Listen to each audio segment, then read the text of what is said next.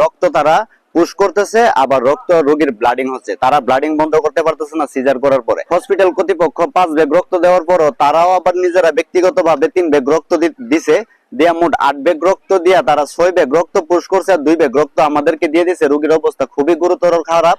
তখন তাদেরও দেখা গেছে কি লোক নাই, আমি নিজে ব্যক্তিগতভাবে তাদেরকে ঢাকা মেডিকেলে নিয়ে যাই তৎক্ষণাৎ, কারণ রোগীর সর্বোচ্চ চেষ্টা চালাইছি যে রোগীর নিয়ে বাঁচানো যায়। ঢাকা মেডিকেলে যাওয়ার পর বলতেছে যে রোগীর অবস্থাটা তো খুবই ক্রিটিক্যাল। ডাক্তারের গাফুলতিয়ে রোগীটার অবস্থা তো অনেকটা খারাপ হয়ে গেছে। সারা রাত্রের ব্লাডিং হওয়াতে রোগীর ভিতরে তো রক্ত তো জমে গেছে গা, মনে হয় কোনো কিছু হয়েছে। এখন এটা ইমিডিয়েটলি অপারেশনের কাজ লাগবে, এবং আপনারা যদি অনুমতি সাপেক্ষে, রোগীর অবস্থা খুবই খারাপ, যে কোনো মুহূর্তে যে কোনো কিছুর প্রস্তাব আসতে পারে, আপনারা রাজি কিনা। তখন আমরা সর্বোচ্চ চেষ্টা চালাইছি।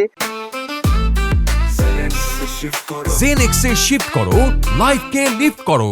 ঢাকা মেডিকেল বিভাগ সর্বোচ্চ চেষ্টা করছে যেন রোগীকে বাঁচানো যায়, কিন্তু ঢাকা মেডিকেল টিম তারা আইসিইউতে ভর্তি রাখার পর সারা রাত আইসিইউতে ভর্তি ছিল। আজকে সকালে ও রোগীর জ্ঞান কিছুটা ছিল, কিন্তু 12টার দিকে এই লেট মৃত্যু হিসাবে ঘোষণা করে। পরে কইছে ভালোই আর কি, পরে আর তো ভালো না, পরে আমরা বিয়া করে ঢাকা মেডিকেল পাঠা দিছি। বড় অপারেশন করাতে আমার বউয়ের মৃত্যুর ইয়ান্ত মাইতে নিছে, আমি ভিতরে বিচার চাই। পরে আমি জিজ্ঞাসি বড় স্যার, আমি স্যার শুধু আপনি কইন, শুধু ভুল চিকিৎসা হতে আপনি কইন, আর আপনি আমার নাম্বারটা দিয়ে দেন মোবাইল।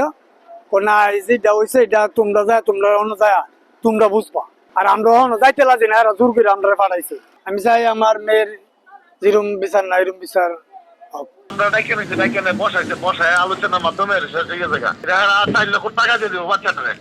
মানুষ তো মরে গেছে, মানুষের দেখো তো হাত নাই, মরে গেছে ফেরত দিতেন না, মানে আমরা এই টাকাটা বাচ্চাটা লেগে দিতাম।